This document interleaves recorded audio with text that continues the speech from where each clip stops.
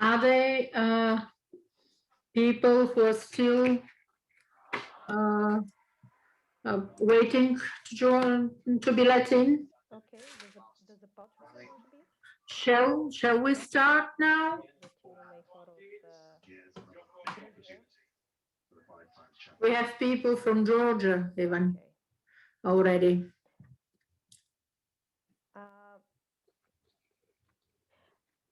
Добре, ще направим. All right. Okay, да, ето виждаме вече, че се присъединяват хората. Now we see that people keep joining in. Освен да започна, Besides starting, I would just ask people to mute their mics. The people who are not speaking to mute their mics. Because you know. Да, okay. Благодаря. Thank you. Hello to everyone and welcome. My name is Maria Kristeva. I'm a lawyer, and the last years I've dedicated to working for protecting and validating the rights of people with disabilities in Bulgaria for their independent and decent living. We have organized this webinar in order to get in more depth on the topic of deinstitutionalization in Bulgaria, and in particular to stand firmly behind the point of view that the new model of group homes in our country is not and should not be proper genuine deinstitutionalization, and to firmly state that the DI process and the children that are considered deinstitutionalized continue to be, in fact, institutionalized. For opening this event, I will give the floor to lawyer Aneta Genova. Maybe most of you know her or have heard about her. She's works in protecting the human rights for many years now.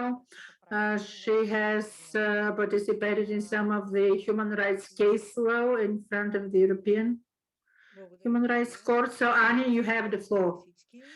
Hi to everyone. Thank you that you have shared from your time to hear what you have to share with you, and thank you for having the opportunity to open this event. I would like to start from the 2010 when this DI vision of children in Bulgaria was adopted. I don't want to remind how it happened. We all remember it very well. This vision was a result of a shock in our society caused by the inhumane and degrading conditions in which the children with disabilities were living in Bulgaria.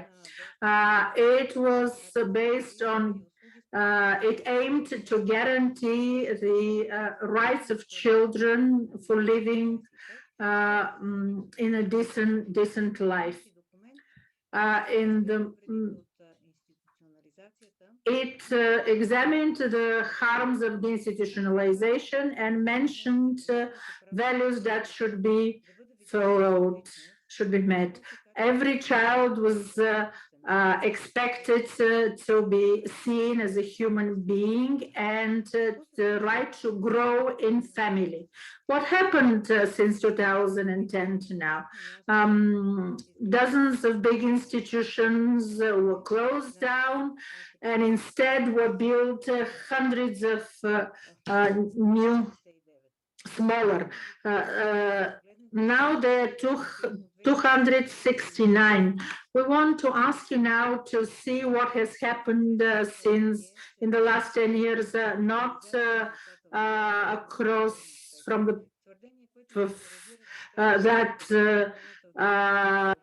not from the point of view that it was a huge success as it was being advertised, but to look through the eyes of the child with disability who is separated from their family and placed in residential care. We want to challenge you and to challenge ourselves to go beyond labels and get into the content of what it means. Then we have to stop calling these so-called family type centers family type, because they don't remind the family, because what is a family? A good family is a place where the child is growing, developing, and there is at least one caring adult who sees a human being, a person in this, the potential in this person. Group homes are not a family. They even don't imitate families. They're institutions. They're being isolated from the community. There is institutional order there for the staff. It's their work. No matter how how many individual plans were drafted, they are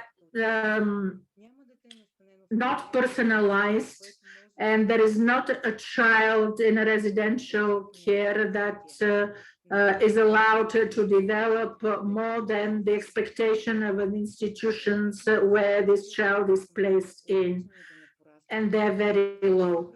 This child is doomed not to grow up. Children with disabilities are still the only children for whom there is no ban to be placed in big institutions, the so-called big infant homes, which are managed by the Ministry of Health and closed for the outside world.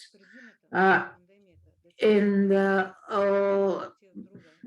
the winter of last year, this caused the following situation: children to be moved from one institution to another in the so-called their best interest.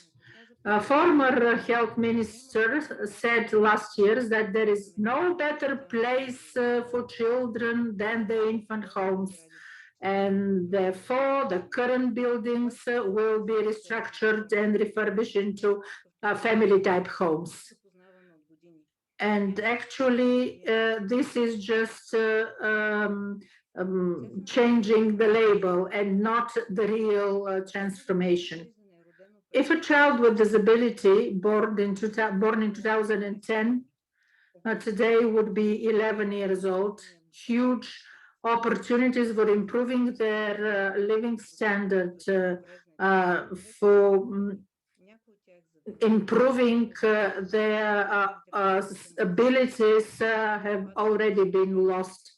The lack of timely adequate care results in narrowing the potential for development of this child. Most probably this child would be considered too damaged, too disabled, without taking into consideration the fact that the care for this child was delayed and a lot of opportunities were missed. Now let us think in a different way about this case. So if the difference is not in what is the potential of the child, but the environment in which this child has been placed and lived in these 10 years. Some children live in families and other children live in families. Some children live in families and others live in institutions. And if we are a society that believe in the values that we proclaim, and we want to achieve this, the fact that if we want to achieve all children to be placed in family environment by 2025, please imagine it, please. How many steps we've made, how honest we were in admitting our mistakes, how we managed to learn the lessons of what we have done. Let's do the first steps and let's start being brave to say the truth. Each one of the next speakers have seen what happens in an institutions in Bulgaria. Let's hear what they have to tell us.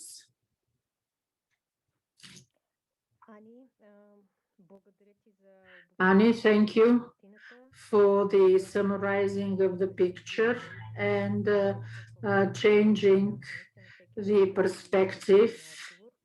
And I hope that everybody would try to find the true answer. A technical a technical issue was who wants to listen the translation into Bulgarian, to choose German. Няма заложен български канал, на този канал German ще може да слуша симултантния превод на български език. Така, сега давам вече думата на Ерик Розентал. Now I give the floor to Eric Rosenthal. He is the executive director of Disability Rights International, which is based in the United States. This is one of the leading organizations that is advocating across the world for the rights of children with disabilities, their right to childhood and family.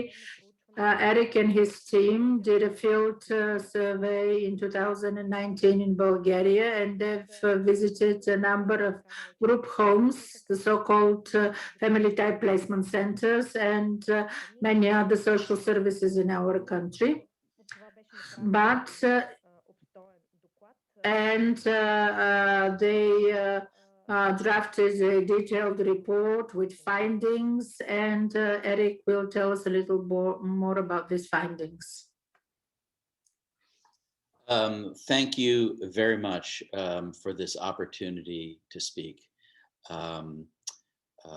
The force and advocacy of people in Bulgaria, lawyers, family members, people with disabilities, children who've grown up in institutions, is very, very powerful.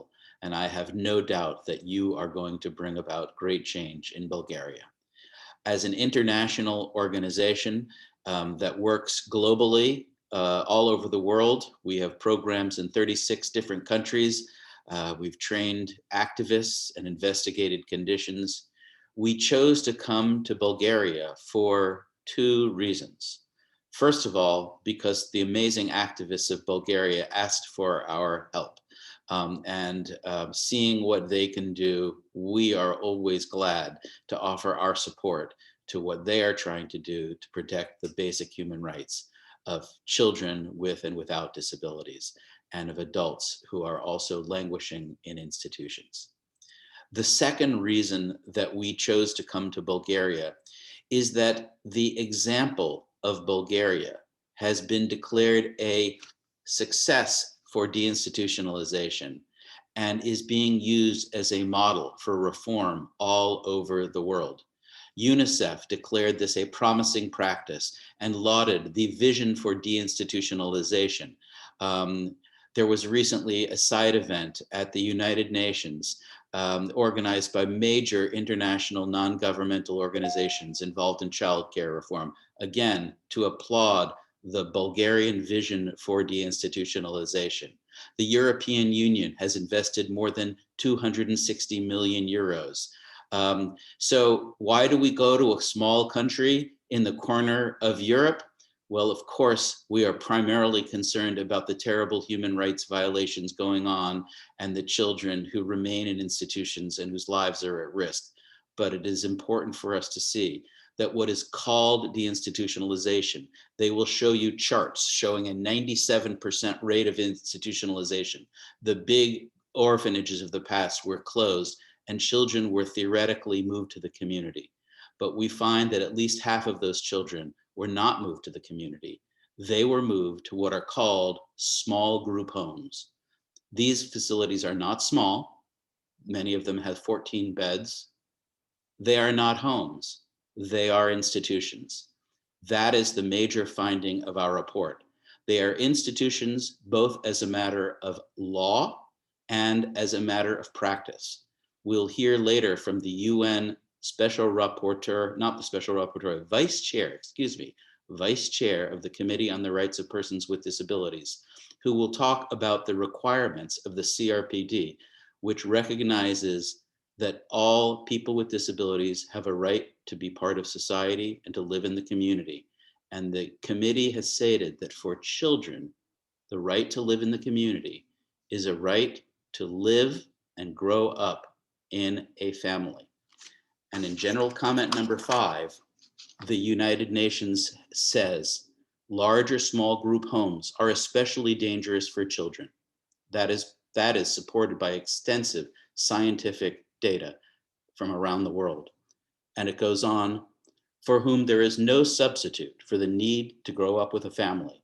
Family-like institutions are still institutions, and they are no substitute for a family. So as a legal matter, closing down the large orphanages and moving them to small group homes is contrary to the requirements of the CRPD. It is not deinstitutionalization, it is reinstitutionalization. And it was actually a fundamental violation of human rights to place children in new institutions. It was a terrible squandering of money and a terrible squandering of lives of those children who now face the prospect of living and growing up in institutions. But we wanted to see it for ourselves. We wanted to document and see what was actually happening in those facilities. And that is why we assembled an international team of lawyers, disability professionals, educators from the United States, Serbia, and Bulgaria to go in and visit facilities. And let me take this moment to thank the many volunteer experts, some of the top experts from Georgetown University, Dr. Matt Mason, nurse Marisa Brown, who you'll hear from later on, Ruthie Marie Beckwith from TASH, one of the leaders in self-advocacy in the United States, Melanie Reeves-Miller, who's a professional in monitoring human rights for the federal court system in the United States.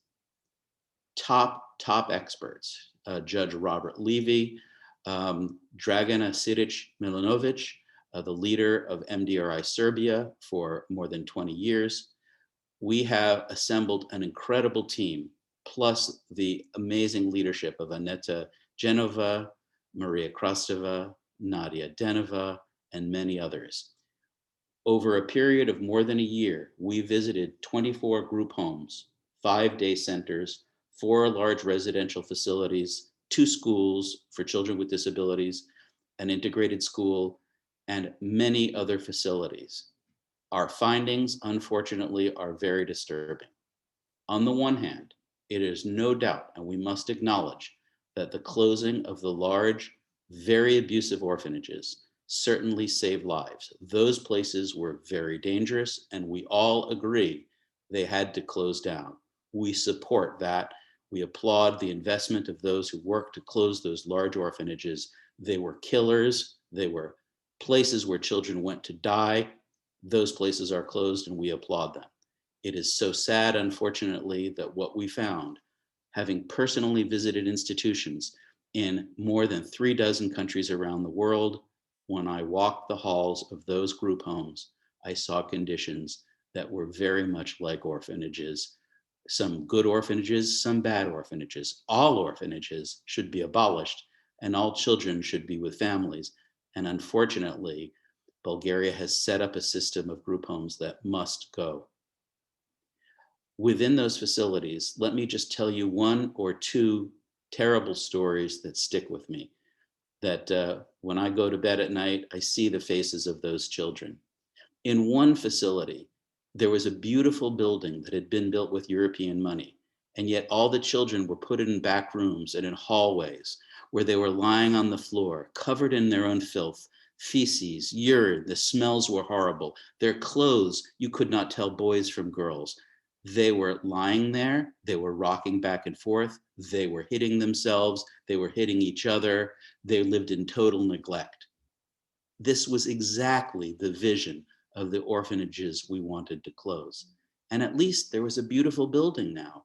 We asked the staff, why are the children in the back room when there's such a beautiful building with toys and games? Visitors could come to see this. It's gorgeous. And she said, we don't want the children to destroy the building. The building had become more important than the children. And if official visitors come, they can of course bring the children into the building, but this is not what it was for. So the building takes on a life. Money should not be spent on buildings. Money should be spent on people. I am also saddened by the story of a young man who I saw with cerebral palsy, who was in a wheelchair in a very uncomfortable position. He could barely speak, but he asked me when I came to visit to help move his arm, which had been trapped under the part of the wheelchair. He was in a terribly uncomfortable position. Why did the staff not do this? Because they were running around taking care of the other 14 people. I helped him get his position. Then I asked him about his life. What did he like to do? He said he liked to go to school, and I was so happy to hear that. And yet, when I asked him what did he like about school, he says, I love music. I love music. It's the thing that gives me joy. And in school, I can hear music. And I said, well, what about the other kids? What about classes? He said, well, when I go to school, they put me in the basement because I can't go into the other classes. They're not adapted for people with disabilities. So I sit all day alone in the basement listening to music. For him, this was a relief from the group home. Then I looked up and I saw there was a music box to play music. And the staff had it turned on. And I said, what about here? You can listen to music. And he says, oh, that's terrible music. We listen to what the staff wants. He was never asked. He was never given control over the kind of music he listened to. So the one thing that gave him pleasure was not available. In some other facilities, we went to some of the best facilities in Bulgaria, and there are training programs. We visited a training program that taught children about facilitated communication, so that if they couldn't speak, they could use pictures and signs and sign language to communicate. And yet we visited a group home where there was one of the women who had gone through this program, a young woman who grew up as a child in this group home. Children and adults are mixed together. They stay in the same facility. We asked the staff, why does she not use this technique? And we were told, and I quote, here at the group home, she does not need a system of communication. She has nothing to communicate because all her needs are met. All she needs to indicate when she wants to go to the bathroom and when she wants to eat. Because honestly, that's all she does. She goes to the bathroom and she eats. And the staff theoretically take care of all her needs. So whatever wonderful program was created in Bulgaria to teach this facilitated communications, it was not being implemented because it's much easier for the staff just to run around and meet the needs of the person, and that person then loses their ability to communicate. This is what happens in group homes. They lose whatever skills they have. One last vision before we stop. We saw a 5-year-old child with autism who was in a cage-like bed, separated from all the other children at the facility. We asked him why he was in the cage. Because he has autism. He doesn't like the stimulation of constantly having other children around. But then one of the staff told us that he had recently been dropped off. His father was in tears. His parents wanted to keep him, but they lacked support. They lived in a village where there were no supports, there was no respite. The father had told them if there was just transportation so we could put him in respite for a time so we could work, we would have kept him at home. But there were no programs, so the families were forced to give up their child and put them in these group homes. This is the system that has been created in Bulgaria. It may have seemed like a good idea at the time as a way to close down institutions. We called our report a dead end for children because it is a dead end. It is not a stepping stone to community. It is isolation in the community. And parents and children with disabilities have no options in the community have very few options. We spoke to parents who were desperate to keep their children. The schools are not accessible. There are limited exceptions, but there is essentially no inclusive education for most children, and what is offered is minimal. The parents do not have the support they need. And perhaps most tragic of all, the parents who love their children are largely not engaged in the reform process. People with disabilities are not engaged in the reform process. If the reformers had spoken out and consulted with the disability groups, they would say, here's what we need to create an inclusive society. Let's put our money into families. Let's put our money into inclusion. But instead, what we got were buildings that isolate children. And one last comment. 2 years after we released our report, we now have documentation that babies are still being placed in institutions. They have renamed their institutions group homes. So they are theoretically in group homes. Babies, all of the evidence shows that of any child, the children most in need of families are babies. And these children are being permanently damaged by being placed in institutions. And our colleague Nadia recently visited that. She found children with hydrocephalus that is untreated, children with tubes in their nose, nasogastric tubes for the convenience of staff rather than for true medical needs. This is inexcusable. These children are being left to die, and these conditions amount to nothing less than torture. Bulgaria is responsible. Individuals should be held criminally responsible for this. The state must be held responsible for knowingly continuing a policy of segregation that puts these children at risk. And international donors need to know better that if they isolate children from society, these are the abuses that will take place, and we must hold the donors accountable as well. Thank you very much. I believe our next speaker is my great colleague and a person who I've admired for more than 20 years, Amalia Gamio, a member of the CRPD committee. Thank you. Thank you very much, Eric.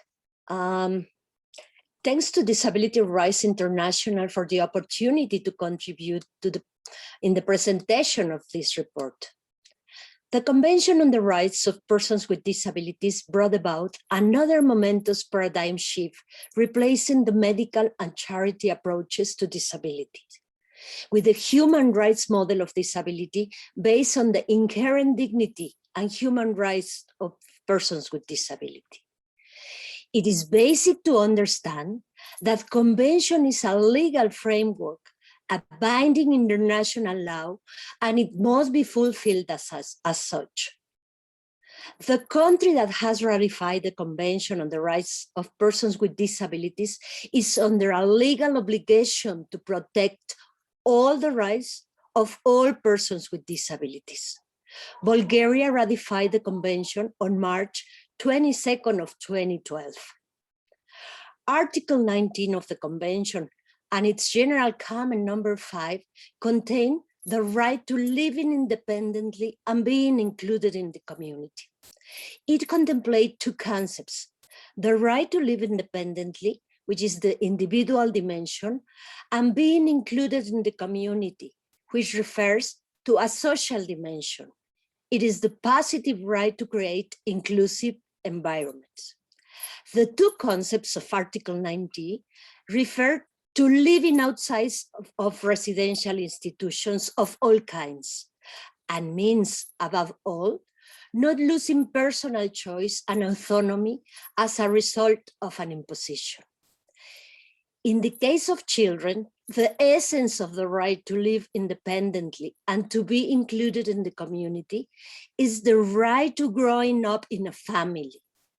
It involves also attending to an inclusive school, and of course, not to be under the care of an institution in which they are subjected to cruel and inhuman treatment. General comment number 5, read together with the Article 23, points out that it's essential to respect the evolving capacities of children with disabilities and to support them in expressing their views on decisions that affect them. It is extremely important to have inclusive policies and adoption to ensure equal opportunities for children with disabilities. Institutionalized girls with disabilities are more vulnerable to gender-based violence, including forced sterilization, sexual, physical, and emotional abuse, and further isolation. Article 19 refers to both civil and political rights and economic, social, and cultural rights, and is an example of the interrelation, interdependence, and indivisibility of all human rights. Denial of civil rights of persons with disabilities leads to other forms of structural discriminations. States that continue to invest into segregated practices, such as small homes or special education, are violating both economic and social rights and the convention itself. They should be making structural transformations through harmonizing their legislation with the convention and investing into independent living in the community. The protection of the rights of children with disabilities is also contained in Article 7 of the Convention. The enormous importance of family life for children with disabilities is found in Article 23, Respect for Home and Family, which highlights to prevent concealment, abandonment, neglect, and segregation of children with disabilities, state parties shall undertake to provide early and comprehensive information, services, and support to children with disabilities and their families, shall ensure that a child shall not be from his or her parents against their will. Where the immediate family is unable to care for a child with disabilities, undertake every effort to provide alternative care within the wider family, and failing that, within the community in a family setting. A lack of community-based services or supports shouldn't be an excuse for segregation. Many children placed temporarily in group homes end up being in institutions for life. General comment also says, neither large institutions with more than 100 residents, nor small homes with between 5 and 8 people, nor even individual homes can be called independent living systems if they contain other defining elements of institution or institutionalization. Both large and small homes are especially dangerous for children, for whom there is not alternative to the need to grow up in a family. States shouldn't establish satellite life systems that are an offshoot of institutions. For example, that have the appearance of an individual way of life. States party should also prohibit directors of residential institutions from becoming guardians of residents. General comment number 6 of Article 5 about equality and non-discrimination in its relation with Article 23 of the Convention highlights that the placement of children in institutions on the basis of their impairment is also discrimination prohibited. States must ensure that parents with disabilities and parents of children with disabilities receive financial support for families who often live in situations of poverty without access to the labor market. Ensure that they have the necessary support in the community to care for their children, that they receive information and guidance to prevent institutionalization, and be sure that children are not taken away from their parents due to the latter's disability. The Special Rapporteur on Torture noted that children with disabilities face a particularly high risk of torture in institutions. They are often subjected to gross negligence, forced labor, sexual abuse, flogging, starvation, restraint, solitary confinement, and unsanitary conditions. He clarified that all of these conditions will fall within international law's definition of torture. Articles 15 and 16 of the Convention give obligations to protect children with disabilities against violence, abuse, and exploitation. Monitoring and redress for human rights violations in these facilities is rarely carried out. With no information on the conditions in which they live, the children are left at high risk of trafficking, homelessness, exploitation, and abuse. The committee has recommended to the States Party abolishing all legislation that allows the forced institutionalizations of children with disabilities, reassigning institutions' resources to community services, and in close consultation with organizations, persons with disabilities, that is clearly pointed out in Article 4 of the Convention, adopting a national strategy that includes clearly defined measurements, timelines, as well as sufficient funding, human and technical resources. Stop new entrants and not use funds to build new institutions. Ensuring sufficient subsidies and deliver directly to users. Utilize international cooperation for transition programs and community supports.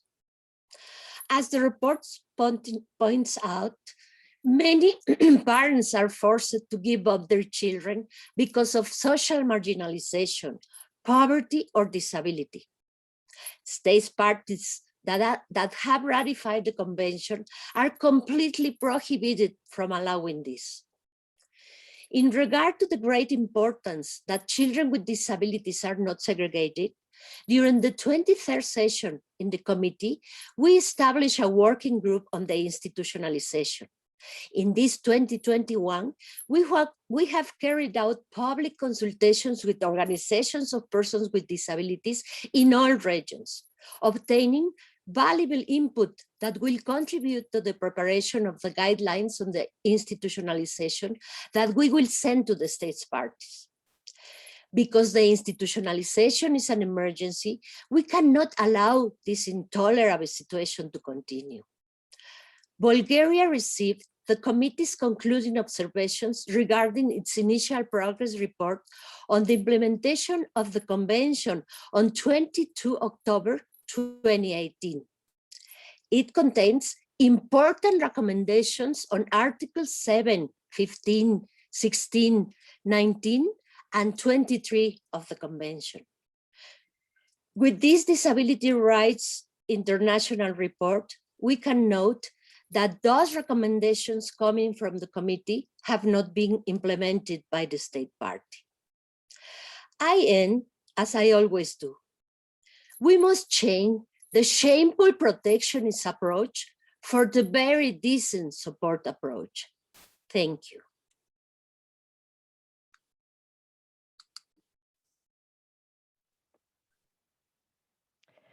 Благодаря ти, Амалия, за...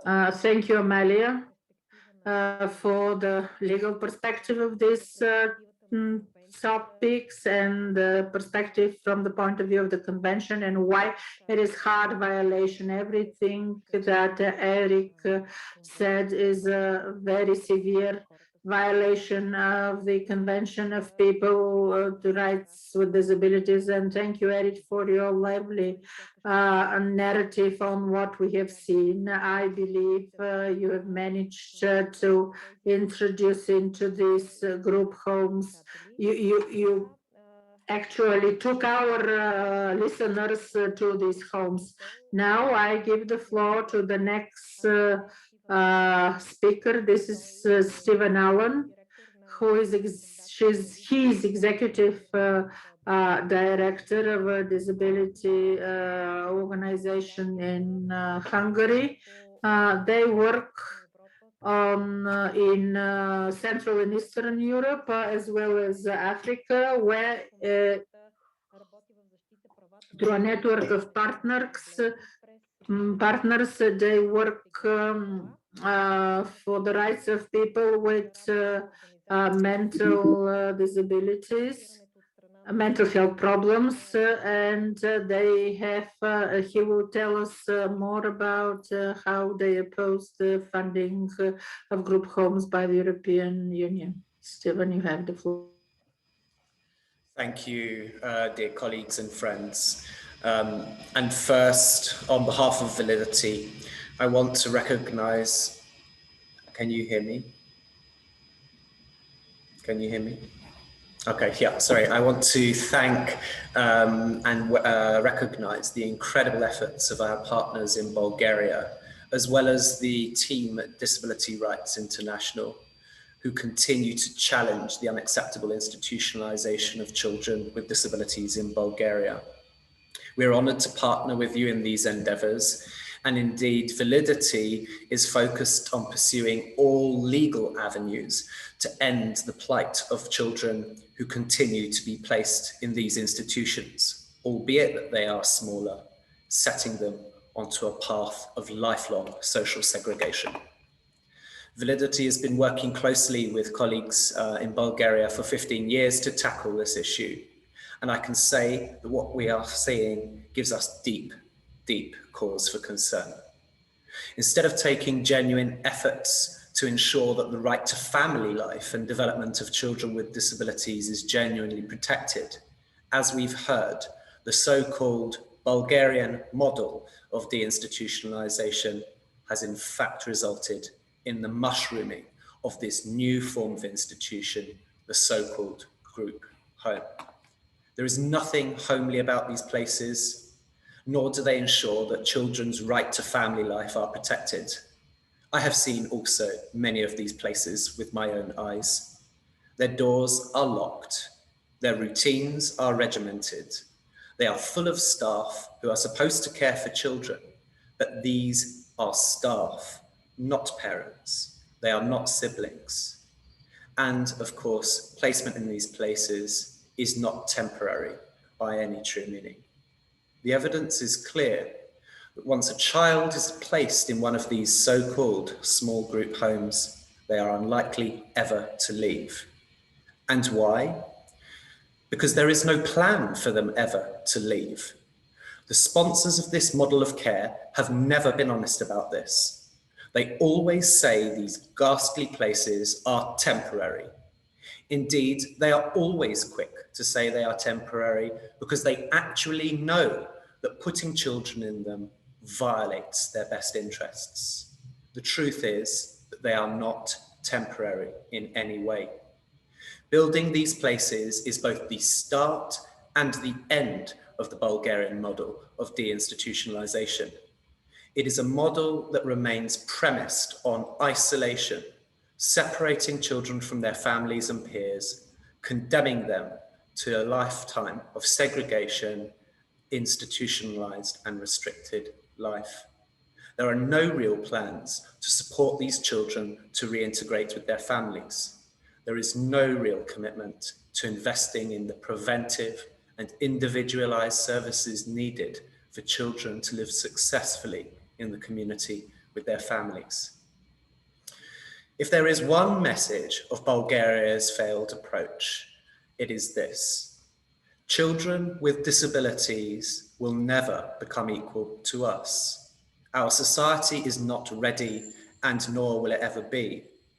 The implicit and, I'm sorry to say, the explicit message sometimes is that the lives of children with disabilities are lower in value.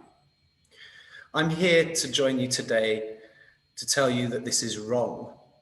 I'm here to tell you today that the famed Bulgarian model of deinstitutionalization is in fact fundamentally flawed.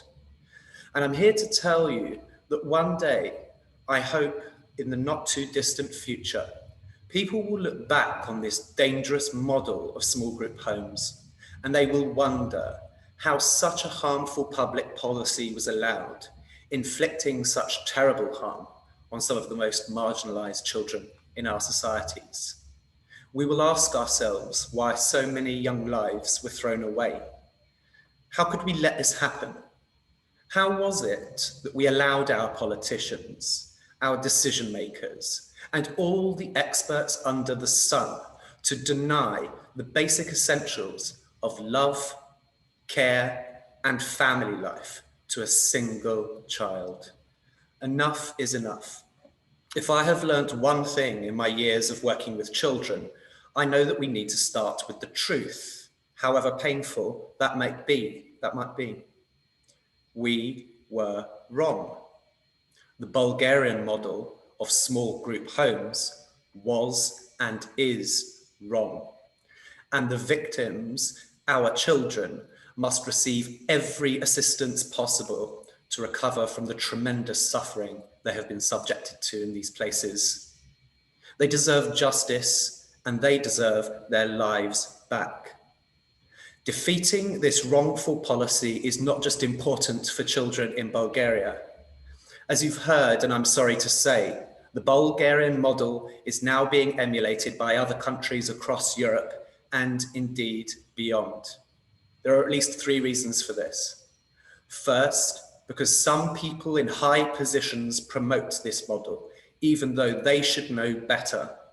Sadly, some of these experts themselves retain deeply discriminatory views about the potential and value of the lives of children with disabilities. They are wrong. Secondly, the very model of incarceration is so dangerous because it means children are hidden away from society, cut off from everyone else, and they have absolutely no way of accessing justice in their own right. They exist outside of the system. The courts close their eyes and are rarely willing to look at a child in their own eyes and really listen to them. If the child is told anything, they are told that this is all in their best interests. I'm sorry to say that is an utterly unacceptable misuse of a foundational principle of child protection. And thirdly, and on to the point upon which I will now focus for the remainder of my time, this model, as you have heard, is being funded by the European Union. Instead of focusing on supporting children and their families, the EU is instead releasing hundreds and hundreds of millions of euros to Bulgaria and numerous other countries across Europe to sustain and expand this new archipelago of incarceration of children and adults with disabilities right across the continent. And they are doing so knowing that Bulgaria and the EU itself is in flagrant violation of international law. Let me put this even more bluntly. The EU is releasing this money in the knowledge that governments, including Bulgaria, will continue putting our children in institutions. These decisions must not be without consequence. I've got no pleasure in painting such a stark picture, and I don't want us to get downhearted or browbeaten. Instead, we owe it to our children to do everything in our power to bring a close to this sorry chapter in our collective history. We actually have some strong tools to do this, and here at Validity, we are using our legal skills to try to achieve real change and accountability. 2 years ago, Validity joined the incredible Centre for Independent Living in Sofia and the European Network on Independent Living to sue the European Commission for providing millions in funding to build these group homes. Now, I'll be open with you. We lost that first case at the European Court of Justice. It is a conservative place in the courtroom in Luxembourg, and it is very far from the lived realities of children in homes, such as the Chrysanthemum House, where children were subjected to the most unspeakable forms of violence at the hands of staff. That court rejected our case on purely procedural grounds, saying that we as human rights organisations couldn't bring a case because we were not the victims. And although we were disappointed, The decision gives us a glimmer of hope, because the court has implied that adults or children who find themselves placed in these EU-funded institutions might be able to take a case in their own name. And I'm pleased to inform you that we are now working on cases exactly like this. Indeed, Validity exists to take these cases to contribute to transformative change for children and adults with disabilities alongside some of the top lawyers in the world. And I want to let you in on a secret. The lawyers at Kera are some of the fiercest and most creative disability rights advocates in the world, and it is my honor to work with them. Moving forward, some of the advocates of small group homes continue to justify these places by arguing they're not actually institutions. They argue wrongly that states must have these sorts of places to prevent children from being left on the streets. And they claim that international law doesn't actually ban putting children in institutions anyway. These statements are not true, and these justifications are now being directly challenged at the highest levels. As you've heard, the United Nations Committee on the Rights of Persons with Disabilities has strongly and authoritatively stated that small group homes are institutions, that they perpetuate discrimination against children with disabilities, and they have been clear. These places can have absolutely no role in any genuine process of deinstitutionalization. They know that these places are not temporary. They know that these places violate the right to family life. And they know that states like Bulgaria are trying to avoid their obligations under international law by printing glossy brochures of how beautifully painted these new institutions are and presenting these in New York. Last year, the CRPD committee found a neighboring country, Hungary, to have committed grave and systematic violations of the rights of children and adults with disabilities because they were also building and filling up small group homes. It is only a matter of time before these statements will begin to have a real impact in the courts, and these courts do have the power to intervene when governments and the European Union fail to do so. Later this year, I'm hopeful that the Committee on the Rights of Persons with Disabilities will be working with the Committee on the Rights of the Child to come out with aligned views on this matter. I think that when they see the truth here in Bulgaria, that they will change their views if they were in any way under a misconception as to the potential benefits of small group homes. And Validity would be honoured to facilitate a visit of members of the Committee on the Rights of the Child, for example, to Bulgaria when the conditions allow. Finally, I want to mention that Validity, along with our partners, Forum in the Czech Republic, as well as the European Roma Rights Centre, achieved a powerful judgment from the European Committee of Social Rights last year, strongly condemning that country for maintaining a massive system of baby homes in the country. I'm delighted to tell you that this has actually prompted legislative action in that country to finally abolish these terrible places. So Bulgaria should be on notice. If it refuses to change course, it can expect that there will be legal consequences. And on this note, I want to close my intervention by also putting the European Commission on notice. It is no longer acceptable for you to continue to allow this funding to flow. You must, as a matter of EU and international law, prevent Bulgaria from investing European money in expanding disability segregation.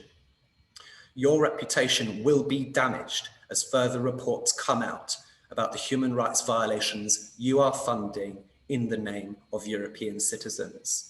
And the Commission can also expect legal consequences if it fails to act. Together, we can end this tragedy. My sincere hope is that we can do this sooner rather than later. Thank you.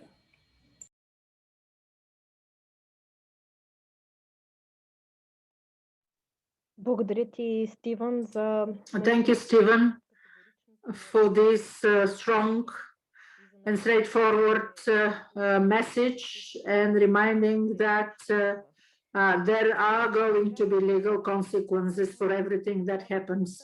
Now I would like to give the floor to our next speaker, participant, whom maybe you know very well. This is Nadia Deneva. Nadia is a social worker, and for many years now, she is fighting for the rights of vulnerable groups. She's currently consultant and supervisor, and a topic that she has never stopped working on ever since I knew her. This is the institutionalization in Bulgaria. And Nadia now will focus the topic on group homes, on the infant homes in Bulgaria, the medical and social homes for children, the so-called, or the infant homes. Thank you, Maria. Hi from me. After everything Eric, Stephen, and Amalia mentioned, I can tell you that it's quite difficult for me to speak because I know that in the very beginning, when this entire process started after the Mughelino film, there were very good-hearted people who wanted to solve the problem and solve it in a good way. I know that the people who were involved afterwards, they came to interests that they would never believe that it will be part of their scheme. It's for absorption of money, construction, and so on and so forth. And this was a very severe abuse of professionalism and goodwill of many good intentions of many colleagues to whom we owe the thing that didn't happen, that the things didn't happen even worse that they had happened. I could say a lot about the small group homes, which are not in fact small group homes, but I will try to provide a little bit more information on the infant homes, the so-called social and medical homes for children, mainly because they are about to be closed. So actually the last 4 of them should be about to be closed. Maybe most of you are aware of this information, but these homes were established years ago in order to reduce infant mortality. In these homes, prior to the child protection system was launched, hosted newborns left for adoption, children with disabilities, and the third big group were children, mostly from Roma children, to be raised there, the so-called social indications, as we used to call them, until the moment when the DI process started. And I have to tell you that closure of these big institutions was one of the hardest compared to the other institutions. Children with disabilities were left there until they turned 7. After that, they used to be moved to the homes for children with disabilities.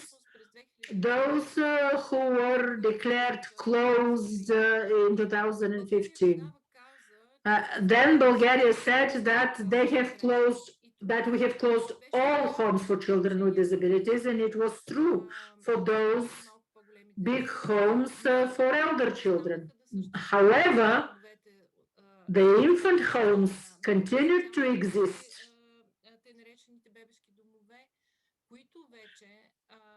which gained a new vision, and they started placing children with disabilities in general. After the year 2015, actually, institutions for children with disabilities continued to exist. However, they were called infant homes. Then Annie mentioned that in the winter of 2020 were closed some of these homes, and children were just transferred to the remaining 4 big infant homes. These are about 270 children altogether in this, or actually in December 2020. And it is expected that these children to be moved out in order to close these homes. The explanation why they were not closed was that the small group homes are not built yet. We again have the same model, moving from a bigger institution to a smaller institution. The transformation of the whole process of transformation of infant homes is interesting because there was a huge resistance. For example, the decision for newborn children to be placed in foster care without being placed in institution before that, 10 years ago was impossible. I met colleagues, social workers, who are very surprised that 10 years ago it was the case. I was happy to find out that they were surprised to learn it. At that time, it was not possible to think that newborn children could be placed in foster care. Now, we're all faced with the huge challenge to learn now that this is possible for children with disabilities as well, for newborns with disabilities, to overcome the myth that if a child is with disabilities, parents can't cope with it. And if parents can cope with it, then foster parents won't be able to. So wherever there are placement of children with disabilities with foster care, these are not serious disabilities, and not many cases are placed in foster care. So this is what is going to happen. Maybe I should say that in the beginning, when the whole process started of closing the infant homes, the argument that was good was the accumulated knowledge from a lot of research, that how harmful is placement of small children in institutions. Enough data was gathered and evidence from research that showed the damage caused by the institutionalization on the development of child brain, on the developmental delay. Clinically healthy children placed in institutional care in 6 months started to show signs of developmental delay in the different indicators.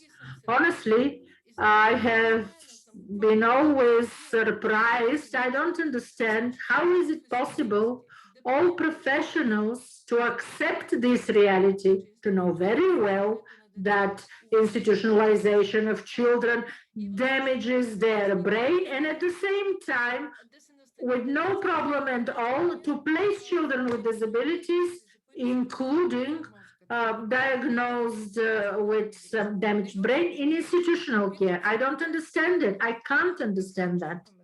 What do we expect to happen with these children?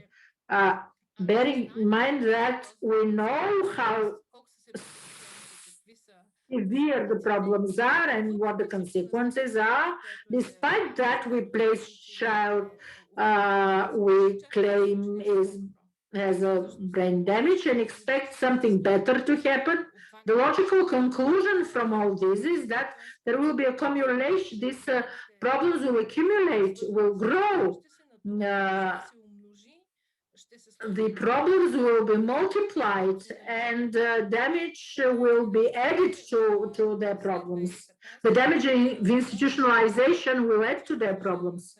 After 2015, not that it is allowed to place children with disabilities in institutions, but it is possible.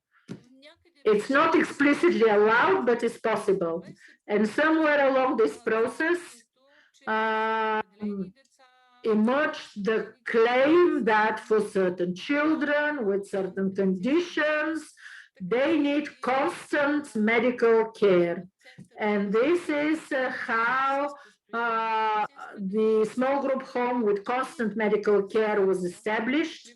And such centers were established even during the closure of the first infant homes. And currently, this is the vision of what's going to happen or what is expected to happen in order to move out these 270 children I told you about. And the big absurd is that there is enough data on conditions that haven't improved based on placing the children in infant home, which is a medical establishment according to the law. There are still children with hydrocephalus who are not treated. I was very surprised. I thought that this problem was solved back in 2013, but it turned out that it's not the case. There are children who are mainly with cerebral palsy, who are tube fed, and this is not temporary. This is not for a short period of time. This is for a long period of time. And then again, I asked, if we know that the baby's brain is has a huge plasticity, and difficulty can be overcome and compensated in some way when we stimulate the child, I asked whether this happens at all. I ask myself a lot of questions. How many of the children who are placed in infant homes and in small group homes with constant medical care have ever been referred to be treated abroad, which is a possibility for other children, an option.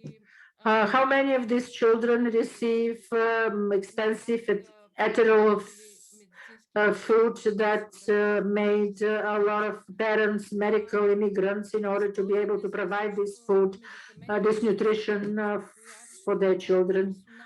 Do they use painkillers if the staff believes that the damage of a child is, the brain of a child is a damage? What is the mortalities among these children compared to the children raised in families with a similar diagnosis?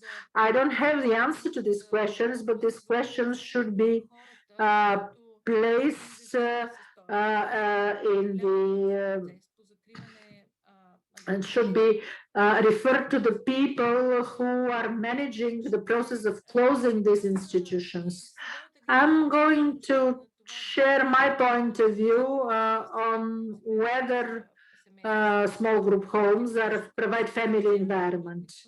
I firmly believe that as a social worker that this is not the case, especially because of the environment the children are placed. This is an administrative and legal environment because this is the workplace of a staff who is under employment relationship.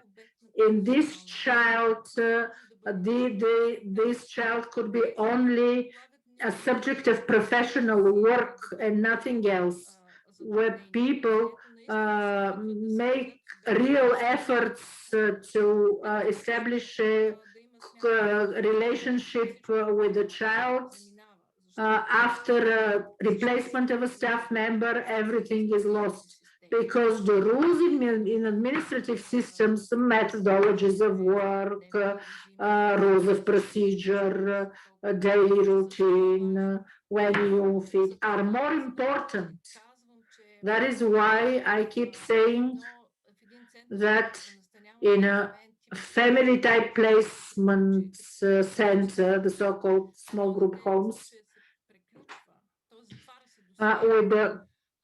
when a child is moved, the case is closed. In a family, they might not love their child, they might have abandoned, but they don't write a development plan for their child in an A4 sheet of paper and don't put it in a file. And to put the life of children with disabilities in the mold of the administrative system of the social services is not ethical, because every child has the right, when they're a child, to live in family environment, and when they're adult, to be able to establish partnerships with partners, with intimate partners, to live in the environment that is typical for everybody else, irrelevant of the level or type of disability they might have.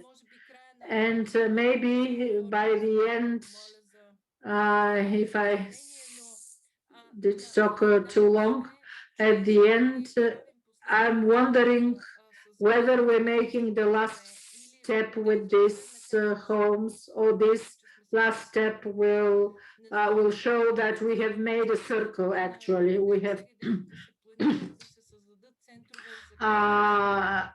centers for complex services to children with disabilities are planned to be established as a replacement of the infant homes, and this is advertised as support for families, investment in child development, but we already understood that in these centers might be place children for a period of up to 6 months without an adult accompanying the child, and this is not a protection measure, this is a hospitalization measure, as if we went back 20 years ago and seeing again the situation we started with.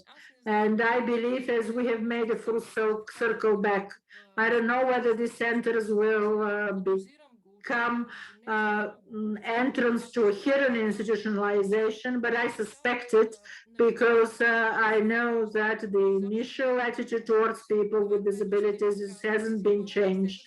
What Stephen said, these people are not considered as valuable human beings. The disability is not seen as an opportunity for people to achieve their human potential in a different way. It continues to be seen as a medical problem. And what Amalia said on the Convention of the People with Disabilities, we are still in the paradigm of medical approach. We are still ready to intervene and invest in the person and provide protected environment for this person and try to integrate this person, however, to integrate them, and this integration is locked, restricted by the fence of the garden, of the yard of the small group home, because in the society, in the community, the attitude hasn't been changed and we haven't been trying to change it. Thank you.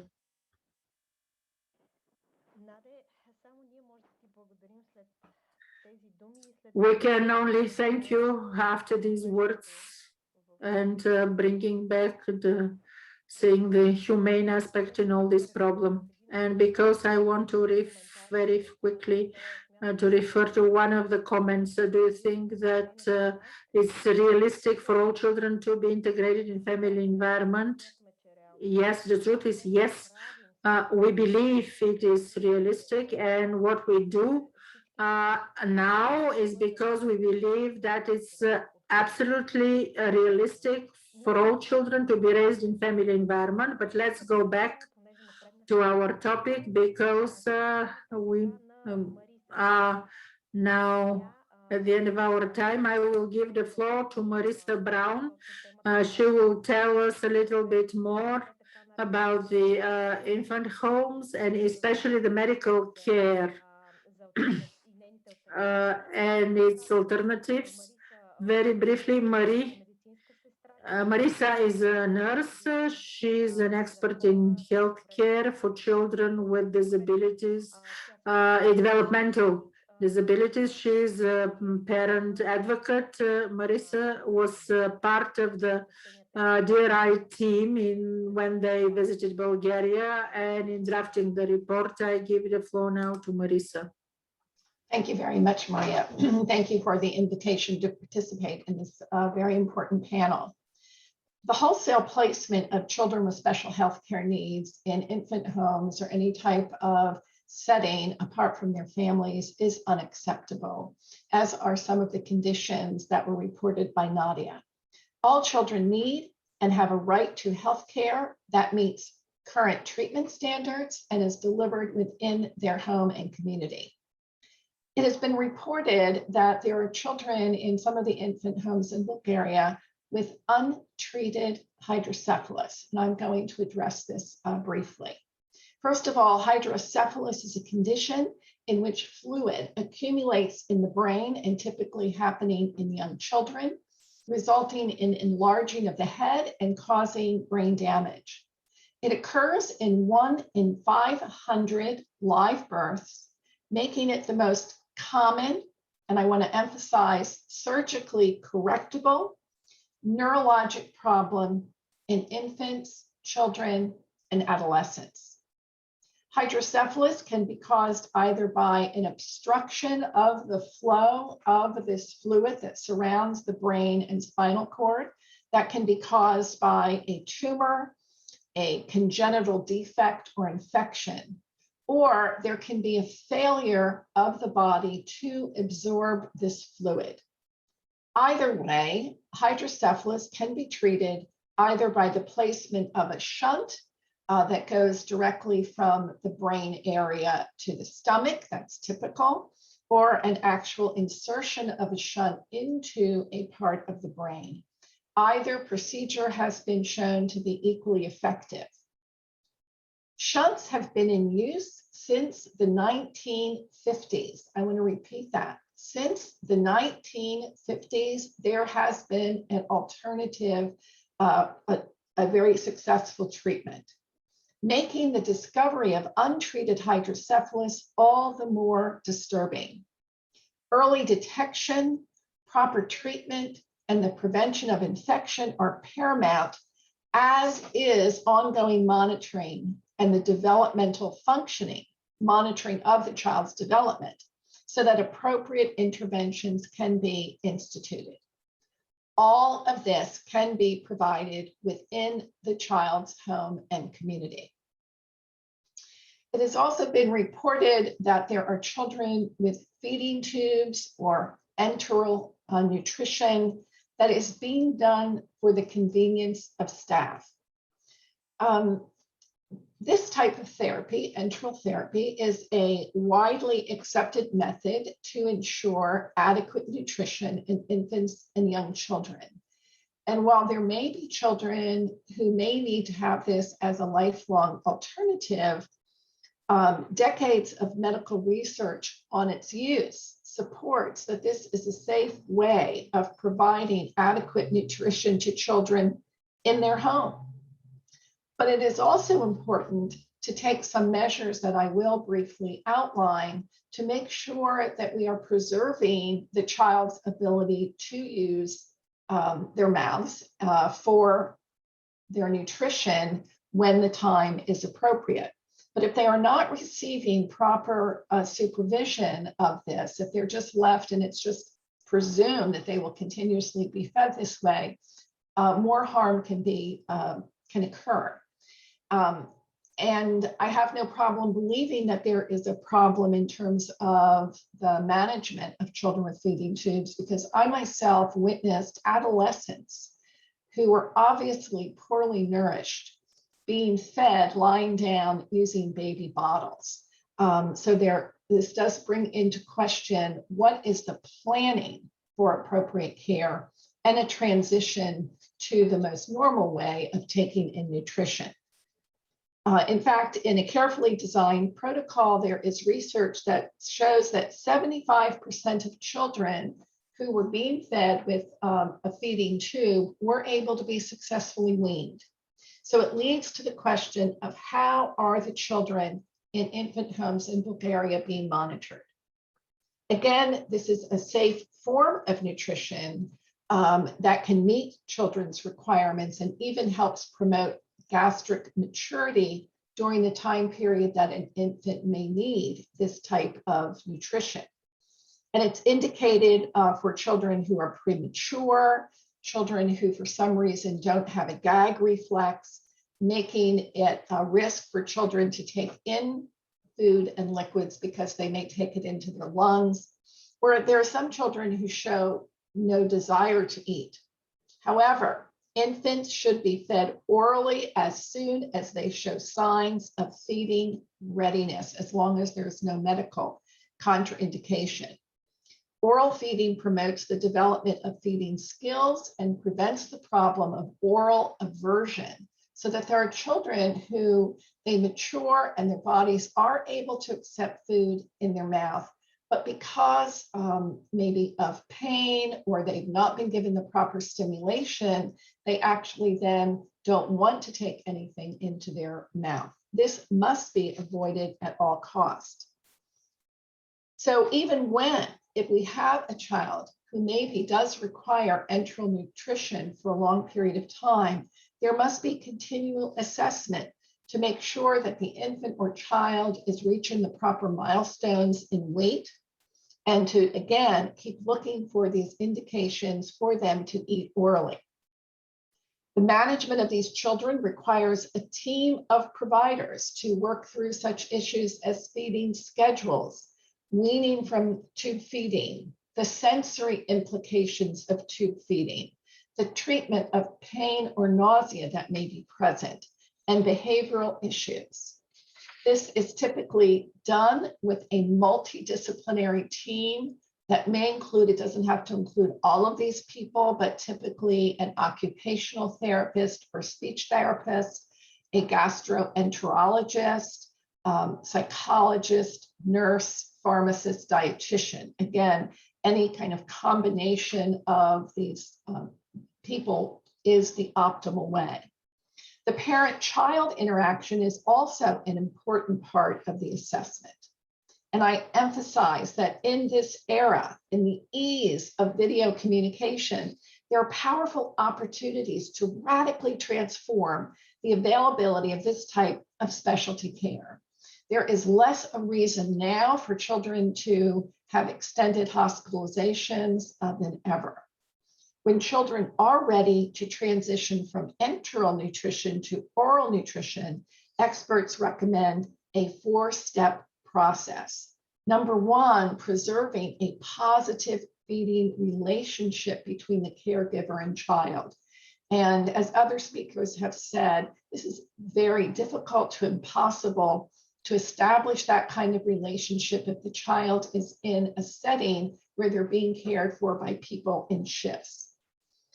Someone needs to determine their feeding readiness and normalize feeding, making sure that the child is receiving oral stimulation, paying attention to the environment and regulation. And then if a behavioral feeding plan has to be initiated, all of this can be done with the child remaining in their family. I will conclude with noting that Bulgaria has taken important steps in closing orphanages and large institutions, but the work is not complete if young children, and particularly a disproportionate number of children with disabilities and special health care needs, are the ones who remain in these infant and other group home settings, removed from their family. Services and supports must be available within the family home. All of these services require that governments set standards, ensure that these standards are followed by an unfettered access of appropriately trained monitors. And finally, the information gathered from this process of monitoring, open monitoring, needs to be made widely available to the public and disability advocates, who are then part of the process to problem solve and achieve progress. Thank you.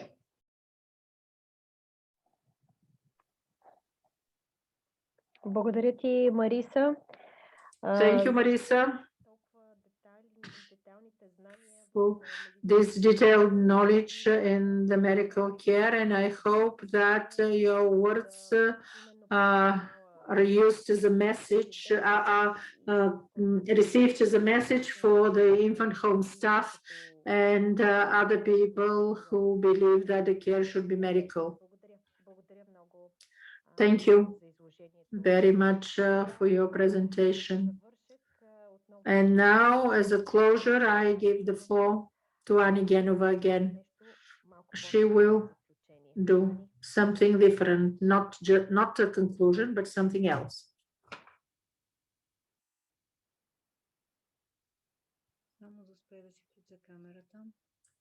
Just let me switch on my camera, turn on my camera. Do you hear me? Да, Ани. Чуваме и виждаме. Да, благодаря. Вместо заключение. Instead of conclusion, I would like to get into my role of a lawyer and a defender of human rights and say how children with disabilities placed in small group homes or other institutions are placed outside the law. So they're isolated, excluded not just from the society, from the community and the world we all live in, but they don't have access to the justice system in a way that has proven. I'm saying this from the position of a person who is trying to gain access for children with disabilities to justice. I'm not going to tell you about all the cases when we try to present cases of children with disability who used to live in the institutions. I can just give you a number of facts. Thanks to the case laws, Stanev versus Bulgaria, and the decisions of the European Court of Human Rights, we know that the court recognizes the services as inhumane and degrading, and as per the Article 3 of the Convention on Human Rights. We know that for an adult, it's physically easier to get out of an institution, while for children, this is practically impossible. That is why we don't have a single case, no matter whether won or lost, regarding the rights of children who have survived institutions and are placed in the home, small group homes. Not that there are not problems there. No child who survived Mogilino has ever been awarded compensation for these inhumane conditions there. There is no single child, already adult, that has been individually recognized as somebody who has suffered pain and harm. I believe this is awful, and this is extreme ignoring the individual rights of children and adults who have survived these types of disabilities to actually reach the justice system, and for us as a society to admit that what they have lived through was violence, actually. What I want to say now in this respect is that very recently with my colleagues from the Independent Lawyers Network, we started, as we call ourselves, no matter that we're informal group, non-formal group, we launched a case before the discrimination committee, asking for this committee to recognize the policies and practices for children placed in infant home as discrimination.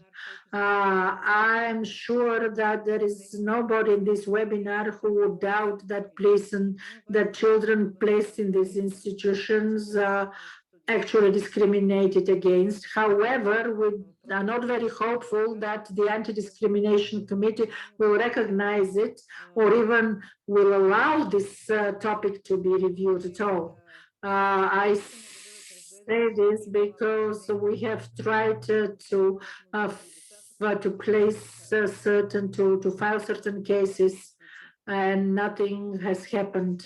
Similar cases for children from Mogilino and other children, but this could happen only if they are the parties to the case, they or adults. That is why now, instead of a conclusion, I would like to call for all of you who are part of this webinar or people who would listen to us later, who will hear the recording. Please, if you have any information about the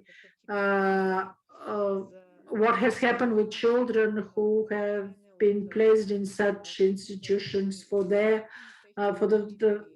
how they were forced to be separated from their families, please send us this information to the email that I guess will be shared in the chat, and which will later be shared with the recording of this webinar. And you will find it also in your invitations. Please also share any thoughts, questions, topics that you are interested in. We firmly believe that the topic which we have started today and which we have been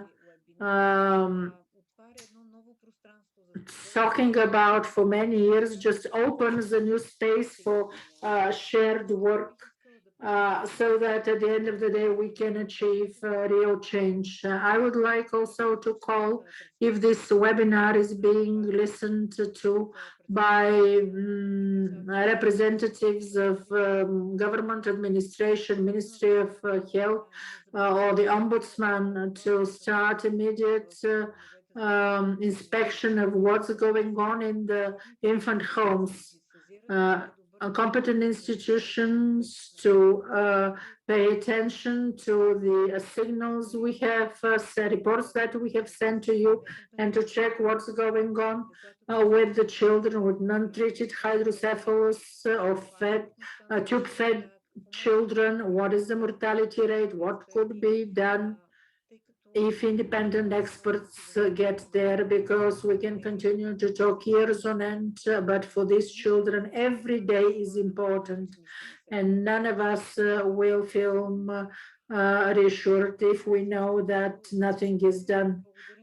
Thank you all. Thank you all who listened. Thank you all who participated, to our wonderful colleagues from Validity Foundation, from Disability Rights International, to my Bulgarian colleagues, and especially to Nadia, Deneva, and thank you for having been together. Thank you, Annie, for the closing words. This is going to be the end of our webinar, and I hope that we will leave you with serious we will encourage you for serious thoughts, and you have the email in the chat, and you can send your comments or questions. Now I would like to thank all experts who took part in our webinar. We believe that it will leave its trail. Goodbye, everyone. Thank you.